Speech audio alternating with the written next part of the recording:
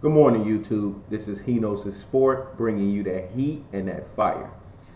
Yeah, I just want to apologize to you guys for not being here the last 2 weeks to make these riveting videos. But the reality is, I've been on hiatus. I've been watching Floyd Mayweather fight. I've been watching the whole thing that's been going on with Donald Sterling. And pretty much I've been enjoying the playoffs, and I had some other personal stuff I had to take care of. But now I'm back, I'm full swinging, and I'm ready to go. But before I get to the second round of the NBA playoffs, I want to talk about the Floyd Mayweather fight. I wasn't impressed fully with Floyd Mayweather's performance. I thought he should have listened to his dad in the corner. I thought that, the reality is, he shouldn't have been so stubborn and try to make it a fight, because that's not how he fights. His fight is pretty much do the shoulder roll, stick and move. That's his fighting style, and that's what he needs to stay with. That's the fighting style that got him 45 victories, 0 losses prior to the Maidana fight, and that's the style he needs to stay with, because by him going toe to toe, obviously he got the scratch on the eye. You saw he got a little smidget of a bruise on his face. He never really gets hurt like that. And the last time he went toe-to-toe in a fight like that was in the Cotto fight. And he brought his dad in. The reason why he brought his dad in was to alleviate all those things. So, if Floyd Mayweather's listening, this is word of advice to him. Stay with what you know best. You are a defensive master. That's how you fight. Do your shoulder roll, move out the way, hit him with your right hand leads, and then just get out the way, and do your counter shots, because that's how you fight. Now, to get to the Sterling family, like I said, I said this in the past video, nobody paid attention to me. But what you guys are starting to realize is, more and more as you watch these videos, that He Knows His Sport name is having more prevalence to it. The reality is, I did say that the Sterling family was not going to go down without a fight. I did say that the NBA pulled the biggest okie doke by making you think that they were just going to take care of this problem real quick. But the reality is, what's going on? The problem is still imminent. It's still present. Now you got Donald Sterling trying to do everything he can to keep his team like I said he would. And then you got the wife with all the audacity that she has, knowing that she's just as racist as him. She's just as much of a racist predator as he is. She's sitting there trying to act like she's trying to absolve herself from him, and then she has the mindset of, oh, I'm going to still retain the 50% ownership of my team. We see everybody coming out saying they don't want the Sterling family to partake of ownership of that team, but we're going to see how things play out. But that's why I told everybody, that watch that first video. Donald Sterling wants a racist, always a racist, because your boy was dropping knowledge. A lot of people didn't pay attention to what I said, but for those who did, you learned something. Now, let me get to the NBA playoffs. And what I'm looking at here is, the first round of the playoffs, I got 5 out of the 8 teams wrong. 5 out of the 8 teams right. Excuse me. So my percentages on that was pretty good. So, like I said, I got 5 out of the 8 teams right that moved to the second round. That's why you guys got to follow He Knows His Sport, because he knows his sport. Now let's get to the second round of the playoffs. The first game, Indiana versus Washington.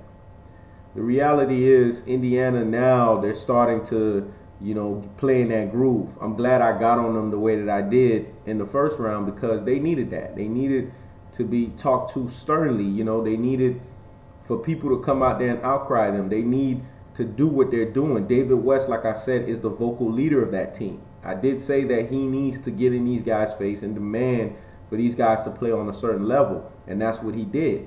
He demanded, Roy Hibbert to step his game up. Hence, these last 3 games, with Roy Hibbert having a solid game in both the last 2 games, the full game, and then this last game that they just played, which was the 4th game that brought him up 3-1, his second half performance was phenomenal. So hats off to Roy Hibbert, and Paul George, he did his thing. Yes, he didn't score in the 20s, but that 19 points and the 12 rebounds that he had, I was really proud of what I saw him do. And then he put Bradley Beal on lock and key, so that was pretty good that he did that. You know, they did a really good job of taking Nene out of the game. They did a really good job of taking Gortat out. Like I said, the Washington Wizards are one of those teams that were overachievers. The reason why they got past the Chicago Bulls can't score, but Indiana, now that they're getting in their groove, now they got their swag back. Now I can officially call them the Pack Gang because they earned that title back again. The reality is they can't mess with the Indiana. Indiana's on another level. They've been there. They've done that. They've been to the playoffs last 2 years. They've been in heated rivalry, I won't say rivalries because in the rivalry you have to win 2 in order for it to be a rivalry, but they've been in heated series with the Miami Heat. So therefore, the heated series that they've been in the Miami Heat has given them the ability to have the experience that they need to exploit the inexperiences of a Washington Wizard, which they did. John Wall's one of the future point guards that's going to be one of the top 3 point guards in the league, but he's getting a learning lesson. Bradley Beal's getting a learning lesson. Nene, they've done a good job neutralizing him. Gortat, they've done a really good job on him. They've pretty much neutralized that whole team. Trevor Ariza has not really been a factor, so they've pretty much exploited the biggest weakness that the Washington Wizards have, which is, you know, their star players are young, and you know you have to exploit that inexperience. And while they're learning on the fly, the experienced team needs to take advantage of the fact that they've been there and they've done that. And like I said, hats off to the Pacers for doing what they're supposed to. Now let's get to the next game, the San Antonio and the Portland. I actually thought that this was going to be more of a series because I had, just like I had Indiana beating the Washington Wizards in 6, I had San Antonio winning the series against Portland in 6 games, but it looks like San Antonio is going to close them out probably in 4 or 5. I would say 5 because I don't think Portland's going to, you know, go out like that. I think they're going to at least win 1 game on their home floor, but who knows? The way that San Antonio is playing, it might be a sweep. But San Antonio, they've just been playing phenomenal. Anytime you got Tony Parker dropping 29 points, you got Tim Duncan putting up 16 points, 7 rebounds, 4 assists, Kawhi Leonard dropping 16 points, Ginobili dropping 14 points, and Patty Mills dropping 10. You're talking about 1, 2, 3, 4, 5 guys in double digits. I told everybody, anytime you have 4 or more guys in double digits for your team, that spells success. The reality is you're not going to win the basketball game when a team like that is clicking on all cylinders. I think that the San Antonio Spurs are playing in their full playoff swag mode, and I think that anybody that has to deal with them, it's going to be a team that no one wants to trifle with, because the reality is the San Antonio Spurs, they are a monster team. Year in and year out, you know, hats off to them. They know how to keep themselves as a well-oiled machine. They know how to win in the playoffs. And this is going back since the Kobe and Shaq days. For them to still be dominating the way that they're doing since Kobe and Shaq days, double hats off to them, because I like what they're doing. I like the fact that San Antonio is still able to continue to get in this groove, and they're still able to continue to play at a really high level, especially with Duncan being, you know, past his prime. I mean, this is crazy. But the reality is Ginobili has been healthy this year more so than he has the last 2 or 3 years. So I think that has been huge. And then you got Kawhi Leonard's development. It's constantly going on the uprise, you know, and, you know, we all know he's a defensive specialist. And then the job that Tiago Splitter has done on LaMarcus Aldridge, that right there does not go unnoticed. They've done what I would say a great job in not only dissecting the Portland Trailblazers' weakness, they've done a great job in neutralizing this team. And let's just be honest, Tony Parker is not James Harden. He's on another level. This is a finals MVP point guard. This is a guy who knows how to win. So Damian Lillard is just basically getting schooled by a point guard who is more experienced and who is on a higher level than him. But I'm not taking nothing away from Damian Lillard. Yes, he's going to take this ass whooping, but at least the reality is this ass whooping that he's getting, he's going to learn from it.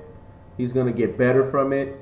And some of the things that I saw him do in the first round, this guy has potential to be a very special player. But like I said, I got San Antonio winning this series and moving forward. Now let's get to the third series, OKC versus the Clippers. Everyone knows that Kevin Durant is my guy. Everyone knows that Russell Westbrook is my guy, but I'm heavily disappointed in them. I already predicted that OKC was going to lose the fourth game. I saw OKC winning the 5 and going up 3-2. But when you have a game that you're winning like that throughout the whole game, and then you just give it away, that heavily disappoints me, because that tells me that you're being lethargic. That tells me that you're being lazy. That tells me that there's no sense of urgency, because in the back of your mind you have this mindset of, oh, we'll play game 5 in OKC, but we'll take them in OKC. You can't play like that. You can't play lackadaisical like that. You know, that right there, that whole mentality, that's one thing I don't like about OKC. You know, sometimes they drop the ball. Sometimes they play like a team that just get lazy when they're up. You can't play like that. You got to have your foot on the gas pedal the whole time. You know, I wish teams would have that whole Chicago Bulls mindset, or that mindset that the Boston Celtics had in 2008, where they just keep putting a foot on the gas. You know, like what Boston Celtics did to the Lakers in 08, where in that finals, where they just had their foot on the gas and they made sure they won that series. Teams don't have that mentality no more. That's an old school mindset, you know. OKC is more talented. And although the series is tied 2-2, the reality is Russell Westbrook has been doing up Chris Paul 3 games to 1. You know, yes, I'm disappointed in the fact that the OKC lost that game the way that they did. But the overrated CP3, I've been quoted many times in the past talking about how CP3 is one of the most overrated players, and he is not a superstar. He is just what you call a simple star. He's been getting done up by Westbrook. And Westbrook's not even a real point guard. He is a shooting guard masqueraded as a point guard. It's funny how when you are an actual floor general, you play the point guard position the way it's supposed to be played, and then you getting done up by a dude who's not even actually a true point guard. That's so funny to me. But the reality is, like I've been telling people, Russell Westbrook is one of the very few point guards that has done up a Tony Parker in the playoffs. So I knew that, you know, him doing up a Tony Parker that CP3 has never been able to do, that right there puts Russell Westbrook on another level. That puts Russell Westbrook ahead of CP3. In this series right here, we're seeing that. But CP3 got bailed out. Darren Collison, 18 points, 7 rebounds, 7 for 12. We all saw that game. We all saw what he did in the defining moments. Darren Collison bailed out CP3's overrated ass. If he didn't do what he did, OKC would have won that game. That still does not excoriate the fact, that still does not absolve the fact that OKC, you know, they screwed up. OKC did not do what they were supposed to in the defining moments, because even though Darren Collison, you know, bailed out the Clippers, the reality is OKC did not play with a sense of urgency that they did the first 2 games. If they would have played like they did in game 2 when they were on the Clippers' home floor, you know, then we would have seen something. I'm sorry, if they would have played like they did in game 3 when they brought the series up 2-1 when they were on the Clippers floor, then right now they would be up a commanding up 3-1. And now, you know, you playing a dicey game. You playing a Russian roulette when you supposed to be up 3-1 and you let the series go 2-2. I don't like stuff like that. That right there is the biggest thing that will piss somebody off, and I know it pissed me off. And as a true OKC fan, as a true basketball fan, I don't like seeing stuff like that. When you know a team is more talented. I mean, shoot, like I've been saying, I've talked to my siblings and I've been telling them that OKC had a harder first round against the Memphis Grizzlies. Everything the Memphis Grizzlies gave OKC, the Clippers cannot give them that. Remember, Memphis was up 2-1, and then Memphis was up 3-2 on them, and before they were able to finally win the series. So Memphis has gone through a hurdle from OKC has gone through a hurdle from Memphis that Clippers can never give them. So in my estimation, when I'm looking at this series, you don't got no Tony Allen to worry about. Yes, Kevin Durant is doing his thing, shot 50%. Scored 40 points. Russell Westbrook's doing his thing, got 27 points, you know, 6 rebounds. How many assists did he got? 8 assists. But the reality is they take possessions off. And when you're that hungry and you're willing to prove something, especially after you got embarrassed the way you did in 2012 against the Heat, you cannot have that kind of showing. You got to put everybody on notice that, you know what, we are head and shoulders above this team. And I didn't see that last night. So I'm challenging the OKC. I'm not there yet to assassinate characters. I only assassinate characters when you really screw up. But I'm challenging them. They better win game 5. I had them winning game 5. But the way that they played in Game 4 was so disappointing. I mean, it really puts a damper in me, and I want to see them play with a sense of urgency. I want Game 5 to be a blowout so that they can send a message and make the message clear. Now let's get to the last game because I have a lot to say about that. The Brooklyn Nets versus the Miami Heat. I've been quoted. I've been on past videos saying the Brooklyn Nets will win in 6 games. I'm still on record saying that. All Miami Heat did was protect their home court. They won 2 games. I know that the Brooklyn Nets are going to win tonight because Brooklyn knows if they don't win tonight, the series is over. So I know they're going to win tonight. I like when guys like Paul Pierce can come out and say, hey, we wanted to show them that we're not scared of them. But like I said, LeBron James lives in a fantasy world. When he sits there and he says things like, oh, well, we only scored 14 points in the 3rd quarter, and the reality is the reason why we lost the game is because we allowed them to have a way better outing in the 3rd quarter than we did. No, you didn't allow them. They took it from you guys. So you allowed Joe Johnson to score 19 points. You allowed Paul Pierce to score 14 points, even though he was in foul trouble. Could have scored more if he was in the game. You allowed Kevin Garnett to score 10 points. That was probably his best game in the series. You allowed Sean Livingston to score 12 points. You allowed Aaron Anderson, who, my hat's off to that boy. Because like I said, when you play against the Miami Heat, you cannot be afraid of that team. I like what he did to Ray Allen. That was old school basketball right there. You're not going to sit here and punk me. I'm not afraid of you. I don't care if you're an overrated defending champion. I don't care if you're the overrated. I don't care if you're the bum. I don't care if you're Ray Allen. I don't care if you're a 3-point champion. I'm going to get in your grill.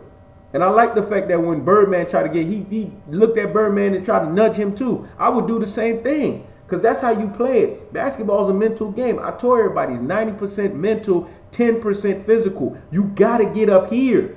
And I like what Paul Pierce is doing towards the end of the game. Those subliminal messages, I like that. I haven't seen that since Jason Terry, Deshaun Stevenson did that with the Dallas Mavericks. You got to get in here. You got to get in the cranium. That's why I keep telling everybody. You got to do those things. The Miami Heat, LeBron James, I still believe he's mentally weak. Aaron Anderson coming up, dropping 15 points. And then you got Telelovich, MT3, dropping 12 of them things, man. 4 3-pointers. Come on now. That's 1, 2, 3, 4, 5, 6 people in double digits. But LeBron said we allowed them to score in the 3rd quarter. Get out of here. Your defense is not that great. You are not the Chicago Bulls. You are not Michael Jordan. You are not Scottie Pippen. You are not Dennis Rodman. So don't come over here and try to make it seem like you allowed. Your team is overrated. You don't have defense like that. You're not the Bulls. So don't come here and try to say you can lock a team down. No, you can't. You can hope that you get more foul calls. Because if you look at the last 3 games, go look at what's been going on. The Miami Heat, like I said, yes, they haven't averaged 30 attempts, but they've gotten more attempts than the Nets. Game 1, they got 17 attempts. The Nets got 16. Game 2, they got 18 attempts. The Nets got 14. Game 3, they got 25 attempts. The Nets got 17. Come on, man. And this is the Game 3 that the Nets won. This is the Game 3 that the Nets won because 6 guys were in double digits. Imagine if those 6 guys didn't go off. You're talking about the Miami Heat beating this team decisively. That's the reality of what could have happened. Miami could have beat this team in a decisive fashion. This is what I can't stand from the NBA. Constantly giving this team fouls that don't make no sense. I watched all 3 games and I watched the fouls that were being displayed. Utterly disgusted. I watched LeBron James get away with so much push-offs. Utterly disgusted. I watched D-Wade get away with so much of them sneakery things that he did. Who is D-Wade? He's not a superstar in this league no more. Why is he getting away with these calls? Like I said, he's a part-time superstar. He should be getting part-time treatment. Utterly disgusted. I see Chris Bosh getting away with the stupid things that he liked to do on the basketball court. Utterly disgusted. But the reality is, they've been putting Chris Bosh in check in Game 3. They've been letting him go off like he did the last 2 games. That's what you need to do. That's what I need to see from Kevin Garnett. I don't care how old he is. The mental is still there. You got to be able to get in these guys' head. I like what Aaron Anderson did. And I want to see Jason Kidd continue to put Aaron Anderson on Ray Allen and continue to play that level of D because the Miami Heat is a team that's predicated upon 3-point shooting. And if you take the 3-point shooting away from them, they are nothing. Once again, If you take away the three-point shooting from them, for them to stretch the field, they are nothing. They can't do nothing.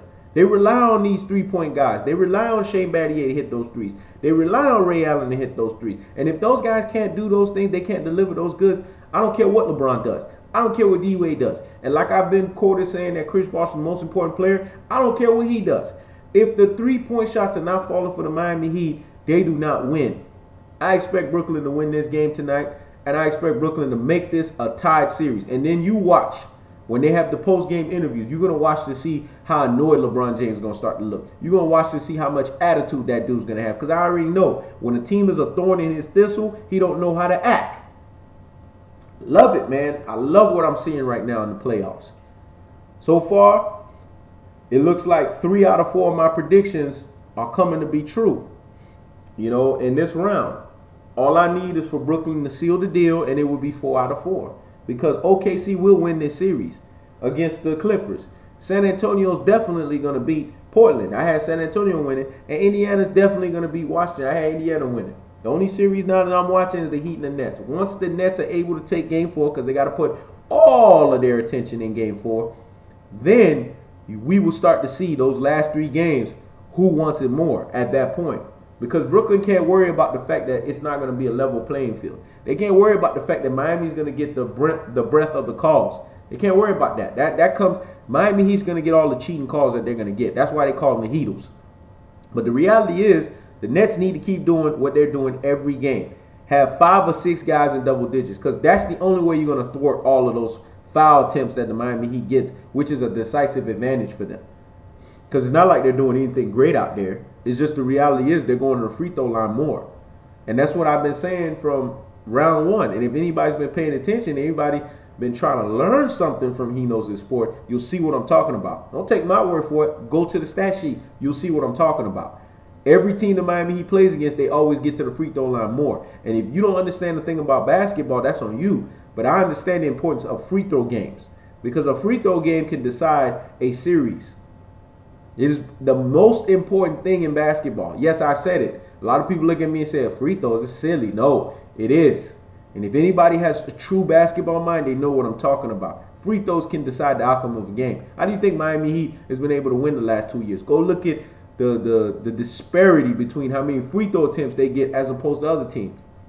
Now, if the Nets want to win this series, they got to do what Dallas did. You can't worry about the fact that the Miami Heat are getting more free throw attempts than you. You just got to be tenacious. I've said this before. Hats off to Andre Blatche. Finally showed up. Finally. 15 points, 10 reads. That's what I want from that dude. You know, you got all that size. I mean, play with it, man. You know, Marcus Thornton, I'm looking for you to do more things.